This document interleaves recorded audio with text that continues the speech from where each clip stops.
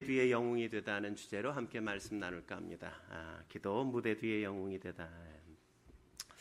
미국의 한 제재소 직원이 아침에 직장에 출근했는데 책상 위에 뭔 쪽지가 하나 딱 놔져 있는 거예요. 봉투가 놔져 있어요. 봉투를 딱 열어보니까 해고 통지서 이렇게 되어 있는 거예요. 해고 통지서.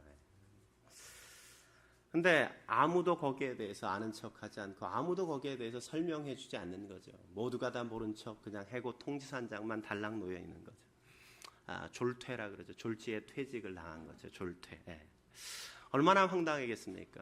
아마 황당할 뿐만 아니라 마음에 그 사장과 또 회사에 대한 분노, 상사에 대한 분노가 아마 그 마음 속에 굉장히 깊게 일어나지 않았겠어요?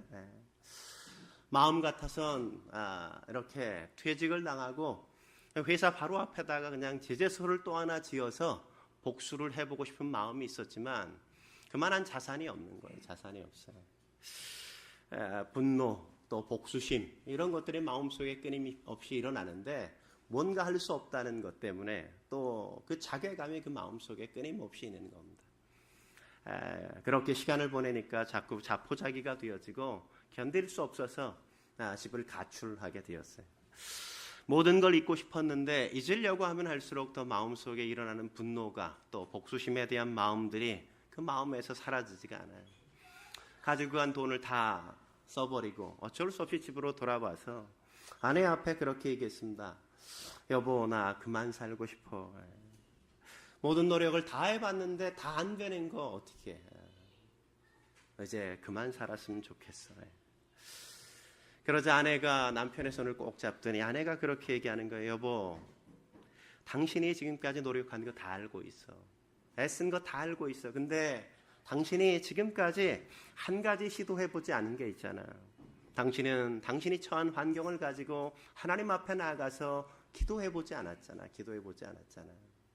우리가 함께 하나님 앞에 나아가서 기도하면 어떨까? 기도하면 어떨까? 아내의 그 제안이 그의 마음속에 감동이 되었어요. 그래, 내가 지금까지 많은 일이 있었지만 내 능력과 내 힘으로 모든 걸 하려고 그랬지 한 번도 하나님 앞에 그 문제를 가지고 내놓지 못했다는 생각이 마음속에 있었습니다. 그래, 기도해보는 거야. 하나님 앞에 맡겨보자. 그런 마음을 가지고 하나님 앞에 아내와 함께 기도하러 나갔어요. 그래서 기도하니까 그 마음속에서 분노하는 마음이 사라지고 마음속에 있었던 복수심 이런 것들이 마음속에 가라앉아 그의 마음속에 새로운 아이디어가 이렇게 사업의 아이템들이 막 떠오르기 시작하는 겁니다. 그래서 하나님께서 마음을 주셔서 자기 집을 담보로 해서 좀 대출을 받아가지고 집 앞에 조그만 건축업을 새롭게 시작했어요. 근데 건축업을 시작하자마자 건축업이 호황을 누리면서 잘 되는 거예요. 대박이 나서 건축업을 잘 해나가고 있는데 돈을 좀 모았는데 그 마음속에 어느 날 기도하는데 그런 마음을 주시는 거예요. 하나님, 제가 건축업을 하면서 여기저기 해외를 돌아다니다 보니까 국내를 돌아다니다 보니까 제대로 된 그 호텔이 없는 것 같아요. 비싼 데는 뭐 호텔이 깨끗하고 말끔해서 좋지만 비싸지 않은데 저렴한 데 가보면 너무 형편없어가지고 참 사람들이 여행할 때 불편한 것 같습니다. 하나님, 혹시 하나님께서 도와주시면 하나님께서 허락하시면 제가 값이 저렴하면서도 사람들이 유쾌하게 잘 쓸 수 있는 호텔을 지을 수 있도록 주님 도와주십시오. 네, 그 기도를 드리는데 마음에 평안이 있는 거예요. 그래서 하나님 앞에서 호텔을 하나 딱 지었어요. 근데 호텔이 너무 잘 되는 거죠. 그래서 또 호텔을 짓고 또 하나의 호텔을 짓고 그래서 호텔을 지은 게 홀리데이 인 호텔인 겁니다. 홀리데이 인 호텔. 저도 미국에 갔을 때 홀리데이 인 호텔, 저렴한 호텔인데 깨끗하고 아주 괜찮아요. 이 호텔 체인을 만든 캐먼스 윌슨이라는 사람의 이야기예요. 여러분 어떠십니까? 여러분은 어떤 문제나 어려움이 여러분 앞에 펼쳐졌을 때 여러분은 그런 문제, 어려움을 어떻게 해결하십니까? 우리가 살아가면서 어쩔 수 없는 난관을 만날 때가 있죠. 어려움을 만날 때가 있어요. 이 문제를 어떻게 해결해야 될지 모르는 그런 순간들이 우리 앞에 닥쳐오지 않습니까? 그런 문제를 처리하는 가장 적절한 방법이 무엇일까요? 기도가 아니겠습니까? 기도가. 예수님도 그렇게 하시죠. 5,000명이나 되는, 남자가만 5,000명이나 되는 많은 사람들이 자기 곁에 몰렸을 때 그들에게 먹을 것이 아무것도 없잖아요. 그때 하나님이 뭘 하십니까? 물고기 2마리, 떡 5덩이 가져온 걸 가지고 하늘을 우러러 축사하지 않습니까? 남자만 5,000명 되는 2만 명이 넘는 거대한 군중을 그 저녁에 그 기도 한 번으로 모든 영혼들의 배를 만족시키고 12광주리가 넘는 놀라운 축복을 그들에게 경험하게 만들어 주셨죠. 7병2호의 기적도 마찬가지죠. 예수님은 십자가에 가까이 다가갈 때 그가 얼마나 고통스러웠겠어요. 내가 해결할 수 없는, 예수님조차도 그 십자가를 피하고 싶은 마음이 그 마음속에 간절하지 않았습니까? 내가 어떻게 해결할 수 없는 그 문제 앞에 섰을 때 예수님이 선택하신 게 뭡니까? 겟세마네 동산에 올라가신 것 아니에요? 주님 앞에 함께 나가서 이 잔을 내게 옮겨달라고 하나님 앞에 그렇게 간절히 기도하는 걸 우리가 함께 보잖아요. 땀방울이 핏방울처럼 그렇게 변했다고 할 정도로 거대한 영적 전투처럼 그 기도는 그렇게 간절했단 말이죠. 간절했어요. 오늘 본문도 마찬가지 아닙니까? 초대교회가 당한 어려움들을 오늘 본문에 우리에게 보여주잖아요. 헤롯 아그리빠가 AD 42년에 유대의 왕으로 즉위 하자 유대인의 환심을 사기 위해서 유대인들이 제일 싫어하고 로마도 곤란하게 만드는 이 그리스도인들을 좀 어떻게 처리하면 좋겠다는 마음이 들어요. 왕이 되니까 유대인의 환심을 사야 되잖아요. 그 땅에 사는 사람들의 환심을 사기 위해서 그가 선택한 게 뭐냐면 유대인, 기독교인들을 박해하자. 그래서 누굴 잡았습니까? 그래서 잡은 게 사도 야고보를 잡았단 말이죠. 야고보를 잡아서 칼로 죽였어요. 죽이니까 유대인들이 굉장히 좋아하거든요.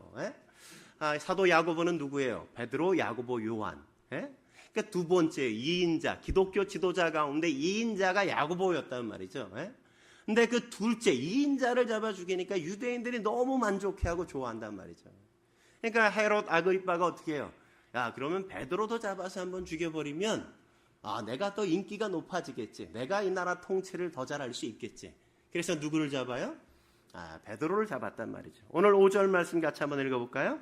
5절 같이 읽겠습니다. 시작.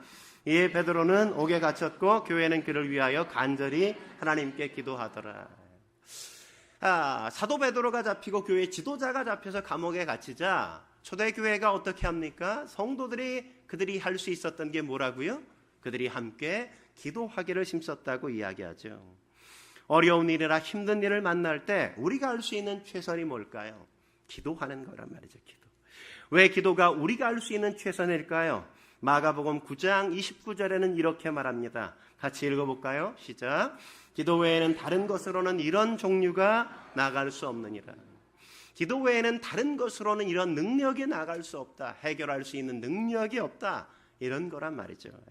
기도가 능력인 겁니다. 그렇다면 기도할 때, 우리가 기도할 때 하나님은 어떻게 응답하실까요? 첫째로 하나님은 두려움을 이기는 평안을 주신단 말입니다. 하나님은 두려움을 이기는 평안을 주시죠. 정말 그런지 우리 6절 말씀 같이 한번 읽어볼까요? 6절 같이 읽겠습니다. 시작. 헤롯이 잡아내려고 하는 그 전날 밤에 베드로가 두 군인 틈에서 두 쇠사슬에 매여 누워 자는데 바수꾼들이 문 밖에서 옥을 지키더니. 지금 베드로가 뭐 하고 있어요? 디비져 자고 있단 말이죠. 어떻게 그가 잠을 자고 있을까요? 그 마음속에 두려움을 잃어버리고 평안한 마음을 더하시니까 그가 지금 잠을 자는 것 아니겠습니까? 집사람이 저를 제일 부러워하는 게 그 가운데 하나가 뭐냐면 저는 고개를 그냥 대기만 하면 바로 잠든다는 거예요. 벽에 고개를 대기만 하면 잠는데 가끔 제가 막 잠이 안 온다고 뭐 이렇게 잠이 안 오지 막 이러고 자는데 집사람이 나중에 다음날 보면 꼭 그래요. 20분도 안 돼서 자더라. 그렇게 잠이 안 온다고 그러는데 금방 잠들면서 뭘 그렇게 잠이 안 온다고 그러냐고. 집사람은 최소한 30분에서 1시간은 넘겨야 이렇게 잠이 드는데 저는 그냥 대기만 하면 어디든지 무엇이든지 어떤 상황에서든지 저는 아마 제가 베드로를 닮았나 봐요. 그죠? 베드로가 지금 어떤 상황이에요? 베드로가 지금 굉장히 어려운 상황이잖아요. 잡혔어요. 그는 감옥에 갇혀 있어요. 내일이면 이제 6월절 무교절이 끝나는 내일 새벽이면 나는 잡혀서 야고보처럼 그렇게 칼로 죽임을 당할 수 있는 그 상황과 환경이란 말이죠. 지금 양손에는 팔에 꽉 착고에 매여서 그렇게 묶여 있는데 그 상황의 그 불편한 환경 속에서 감옥에서 잠을 잘 수 있다는 게 말이 되는 상황입니까? 여러분 같으면 그런 환경에 잠을 자겠어요? 잡혀서 내일이면 내가 죽을 수 있는 환경인데 그 두려운 환경, 그 불안한 환경, 이 모든 것이 다 끝나버리는, 이 땅의 모든 상황이 다 끝나버리는 인생의 그 절대절명의 상황에서 지금 베드로는 잠들고 있단 말이죠. 잠은 뭐예요? 잠은 하나님이 주시는 평안의 선물이란 말이죠. 이런 예를 우리가 시편에서 살펴볼 수 있지 않습니까?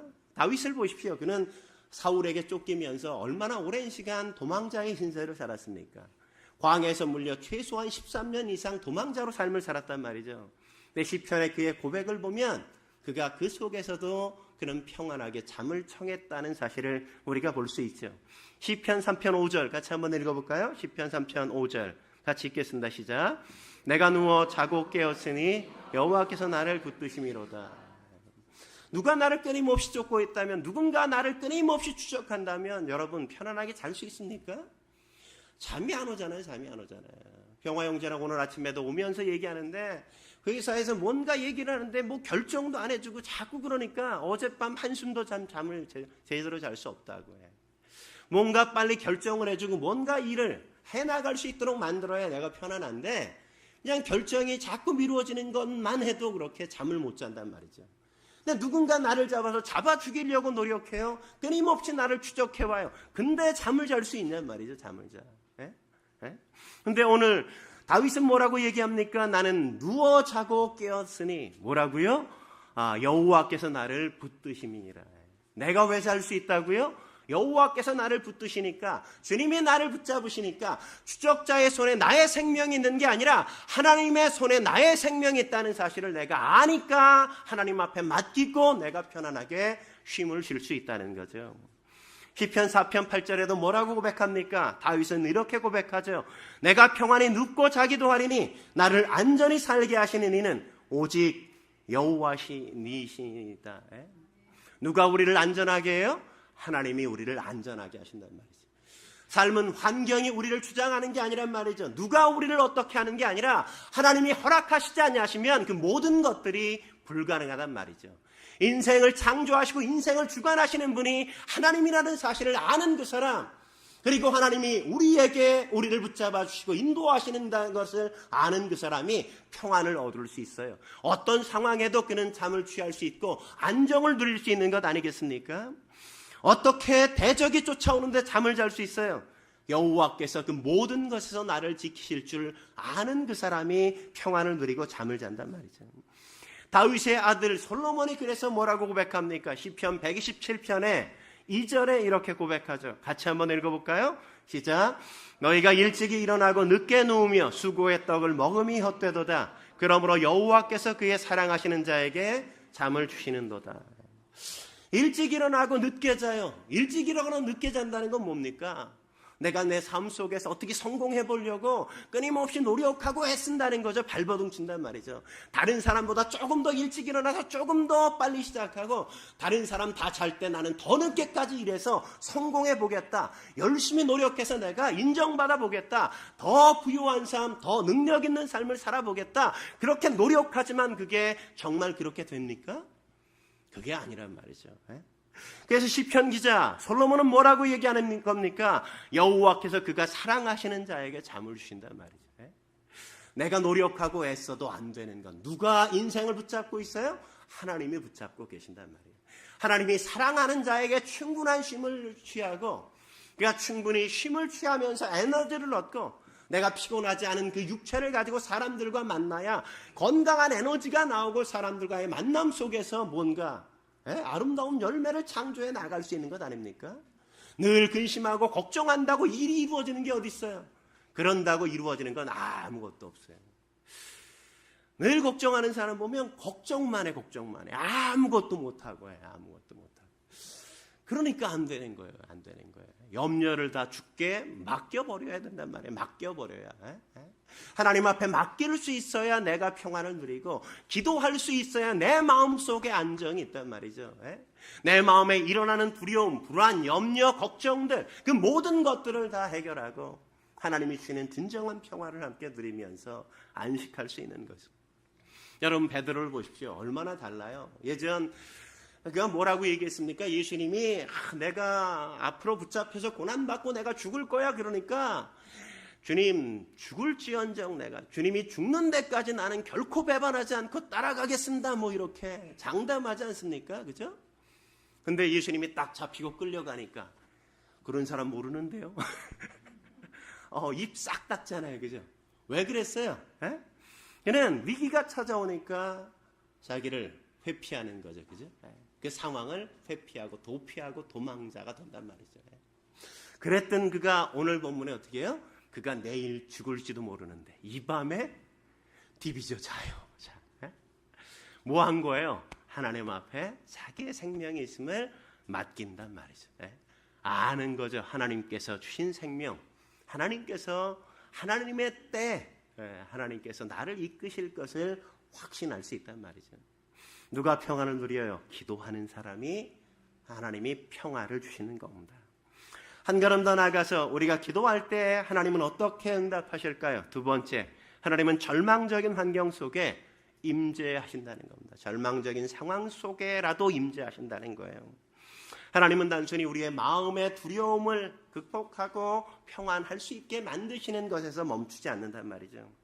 하나님은 그 우리의 절망, 우리의 그 문제, 우리의 그 고통의 자리에 임재하신단 말이죠. 임재하세요. 우리가 기도할 때 그 자리에 임하신단 말이죠.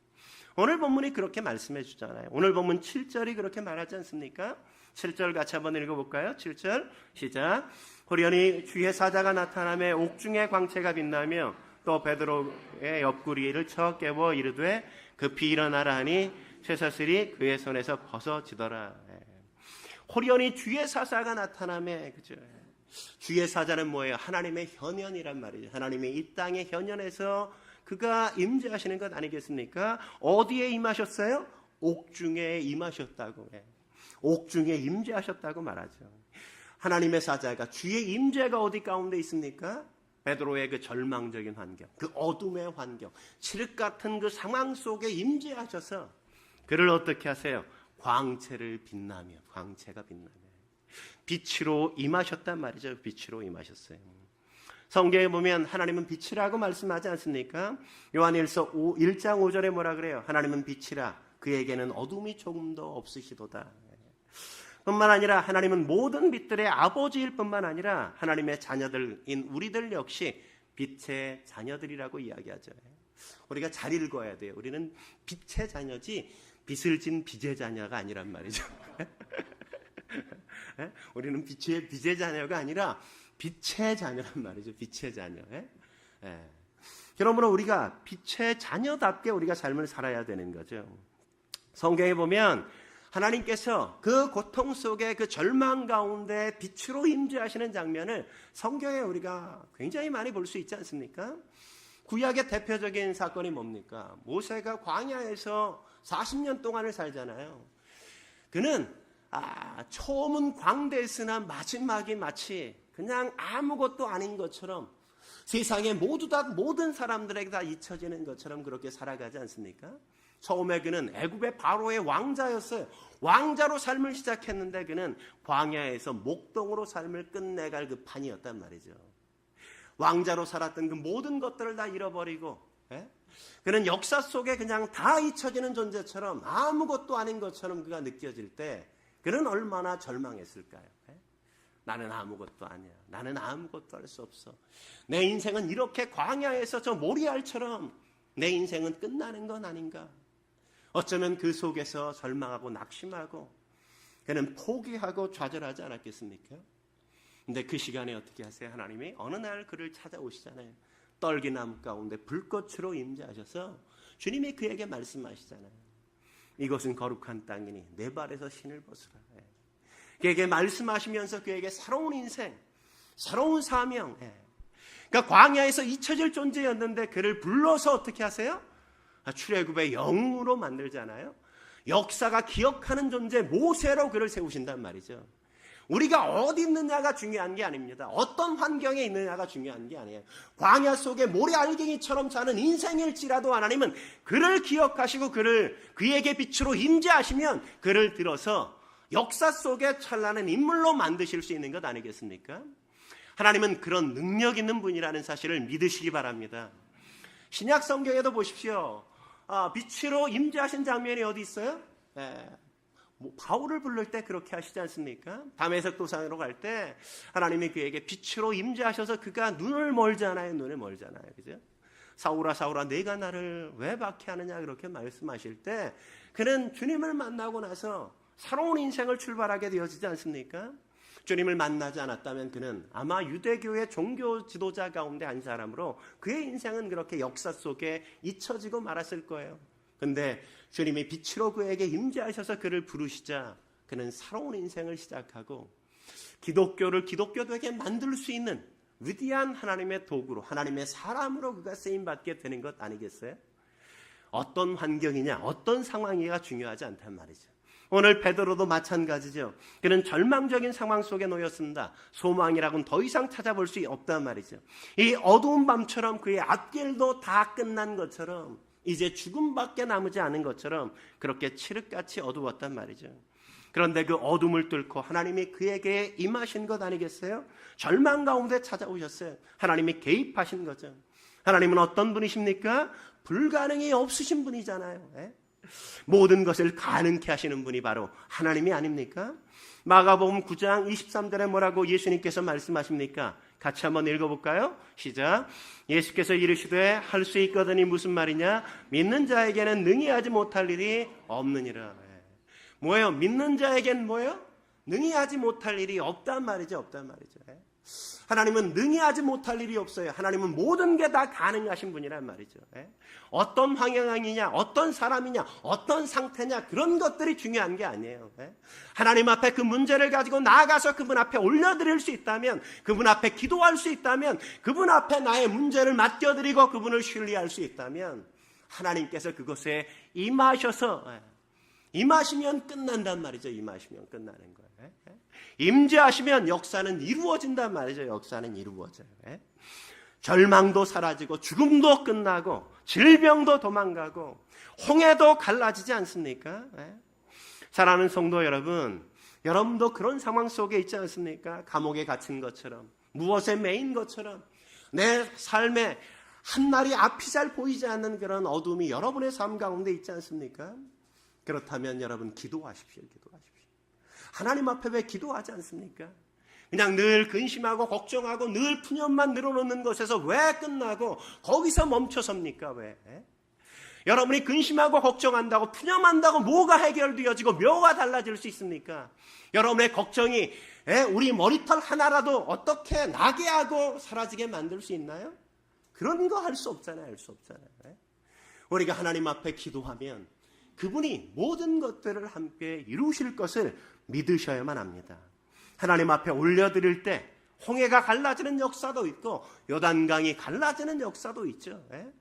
그 놀라운 은혜가 우리의 삶 속에 이루어지길 기대한다면 우리가 할 수 있는 가장 중요한 일, 아니 우리가 할 수 있는 최선의 일은 기도하는 것이란 말이죠. 남북전쟁 때 미국의 조지 워싱턴 장군이 가장 힘들게 전투한 게 필라델피아의 벨리포지라는 마을이었다 그래요. 군인들은 추위에서 굶주린 상태 속에 탈진해 가고 있죠.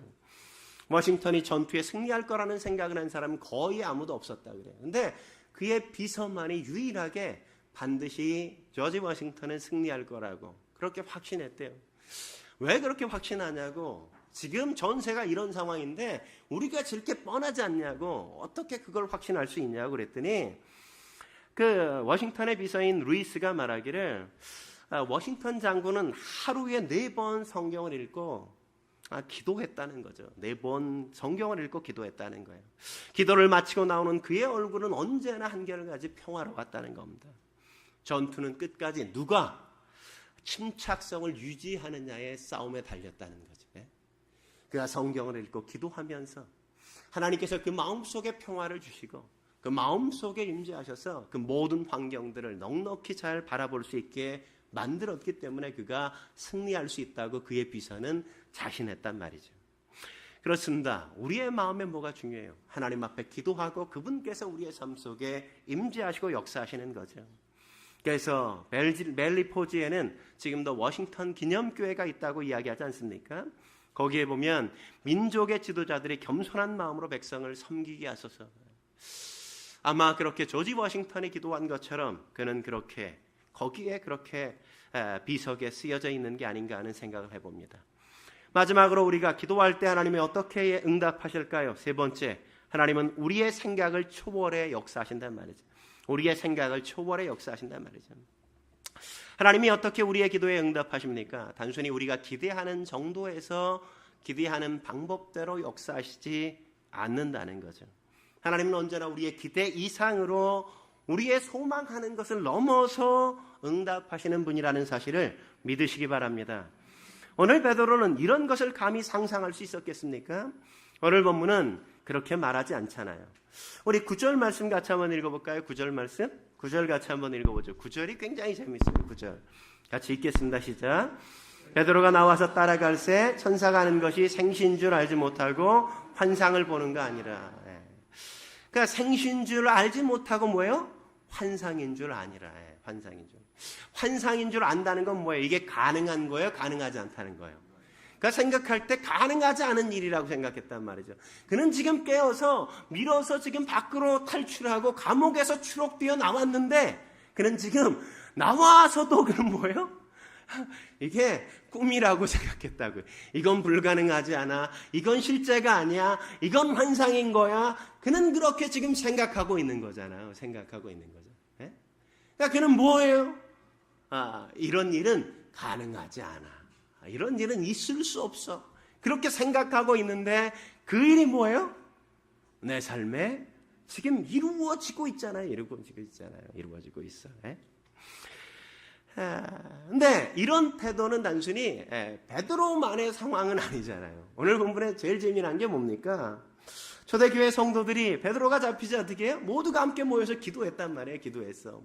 열심히 기도했어요. 막 기도했는데 베드로가 그날도 함께 추록해서 너무나도 감사해서 교회를 가서 마가의 집에서 그들이 모여서 기도하니까 그 집을 찾아갔어요. 문을 똑똑하니까 여종이 나왔단 말이죠. 여종 이름이 로데 아닙니까? 로데가 나와서 누구세요? 그러니까 나야 베드로. 그러니까 로데가 깜짝 놀라서 아니 감옥에 갇혀 있어야 할 그 사람이 지금 내 앞에 나와 있으니까 놀래가지고 문 여는 걸 잊어버리고 막 뛰어들어가서 기도하는 사람들에게 뭐라 그래요? 베드로가 왔어요. 베드로가 지금 문 앞에 왔다고 막 그러니까 성도들이 뭐라 그럽니까? 웃기지 마. 그런 일이 어디 있어? 아니 열심히 기도했는데 기도해가지고 베드로가 지금 와서 문 앞에 있는데 베드로가 와서 기도한 것처럼 와 있다고 이야기하니까 사람들이 뭐라 그래요? 잔소리하지 마. 그런 게 어딨냐고 그를 미쳤다고 야단치지 않습니까? 너 미쳤어. 뭔 소리 하는 거야. 야단치니까 뭐라 그래요? 로데가 아니라고 진짜라고. 베드로가 지금 문 밖에 와 있다고 얘기하니까 또 사람들이 뭐라 그럽니까? 야 천사야. 주의 천사가 나타났겠지. 뭐예요? 기도해놓고 기껏 열심히 기도했는데 뭐예요? 기도가 응답된 것에 대한 믿음이 그들 안엔 있지 않았단 말이죠. 믿긴 했어요. 그래서 기도했어요. 하나님을 의지할 수밖에 없다는 환경을 그들은 알았지만 그러나 기도해놓고 정말 이런 환경까지 열려줄 줄을 그들은 알지 못한 거죠. 알지 못한 거예요. 성도들은 베드로를 위해 밤낮 그렇게 기도했는데 문 앞에 서서 왔음에도 불구하고 그건 불가능해. 그런 일은 있을 수 없어. 그렇게 생각했다는 거죠. 이들의 반응에서 우리는 두 가지 사실을 확인할 수 있죠. 하나는 그들은 정말 진짜로 믿지 못했다는 거죠. 정말 믿지 못했다는 거죠. 여러분 믿지 않고도 기도할 수 있어요. 그죠? 이들처럼. 어쩌면 우리의 기도의 삶 속에 우리가 그렇게 진짜 확신 있게 믿지 않고 기도해도 하나님은 어떻게 하신다? 참 불쌍하게 여기셔서 그 정도만 해도 이렇게 들어주시는 은혜를 베푸세요. 어떤 의미에서 우리가 정말 확신 있게 믿어서 하나님이 응답하시는 게 아니라 우리를 긍휼히 여기시는 하나님 앞에 나와서 그렇게 기도할 줄 아는 그 태도, 하나님을 의지하는 그 마음을 귀하게 여기셔서 그들의 기도에 응답하는 게 아닐까. 또 하나는 뭘 확인할 수 있습니까? 하나님은 그들의 생각을 초월해 역사하신다는 거죠. 그들의 생각을 초월해 넘어서 역사하시는 것 아니겠어요? 하나님의 행하시는 놀라운 일들을 보십시오. 최강의 애굽 땅, 애굽의 노예 생활을 하던 이스라엘 백성들을 그냥 한 방에 구출해 내시잖아요. 그죠? 10번의 재앙을 내리고 그냥 구출해 내신단 말이죠. 홍해 바다를 가르시고 마른 땅처럼 건너게 하신단 말이죠. 광야에 40년을 살아도 암 가지고 나온 게 별로 없는데, 거의 없는데 광야에 40년 동안이나 그들이 먹고 마시고 사는 것에 불편함이 하나도 없잖아요. 하늘에서 만나를 내려주시고 낮에는 구름 기둥 만드시고 밤에는 불 기둥으로 그들의 인생을 지키시고 그들의 신발이 닳지 않고 헤어지지 않는 인생, 그 인생을 살면서 하나님에 대한 믿음, 신뢰, 하나님을 의지하며 사는 것이 바른 삶이라는 걸 보여주시고 가르치시는 것 아니겠어요? 여리고성, 무너지지 않을 것 같은 성이었단 말이죠. 그럼에도 불구하고 그 성이 무너진단 말이죠. 태양아 머무르라 이야기하니까 태양까지 멈춰서는 역사, 그 역사까지도 하나님은 이루게 하신단 말이죠. 하나님은 우리가 생각하는 그 제한된 상황, 그 한계 안에서 일하시고 역사하시는 분이 아니에요. 나는 A를 생각하지만 하나님은 A에서 Z까지를 다 생각하시고 다 펼쳐주시는 분이란 말이죠. 나는 밥 한 번 먹었으면 좋겠다 그런데 하나님은 뷔페를 그냥 차려주실 수 있는 능력의 하나님이라는 걸 여러분이 믿을 수 있다면 우리가 어떻게 해야 돼요? 기도할 수 있어야 돼요. 기도할 수 있어야 돼요. 하나님을 바라봐야 된단 말이죠. 주님 앞에 우리의 기도로 주님 앞에 하나님을 제한하지 않고 하나님의 역사를 소망하면서 맡길 수 있어야 된단 말이죠. 오늘 그렇게 믿음으로 구하지 않은 기도에도 불구하고 하나님은 베드로를 그렇게 살려주시는 은혜를 베푸셨잖아요.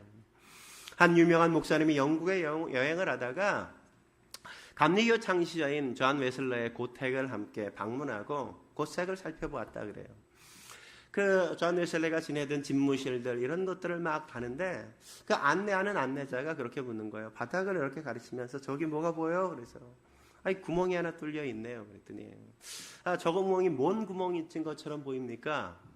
그러니까 글쎄요, 뭐 쥐구멍 아니겠어요? 쥐구멍? 구멍이 넓게 쥐구멍밖에 더 있습니까? 쥐구멍이겠죠. 그랬더니 그 안내자가 말하기를 아니요, 그건 쥐구멍이 아니에요. 그것은 존 웨슬러가 기도하고 무릎 꿇어 기도한 그 자리에 구멍이 난 자리라고. 그러니까 놀라운 18세기의 대각성 운동을 일으킬 수 있었던 것, 하나님께 그렇게 쓰임 받을 수 있었던 그 밑바닥에는 기도가 있었단 말이죠. 기도가 있었어요. 세계를 변화시키고 역사를 바꾸는 그 믿음, 그것은 기도에서부터 시작되었단 말이죠. 하나님 앞에 우리의 인생을 걸고 기도할 수 있다면, 그분을 신뢰하고 믿음으로 기도할 수 있다면 무엇을 두려워하겠습니까? 무엇을 걱정하겠어요?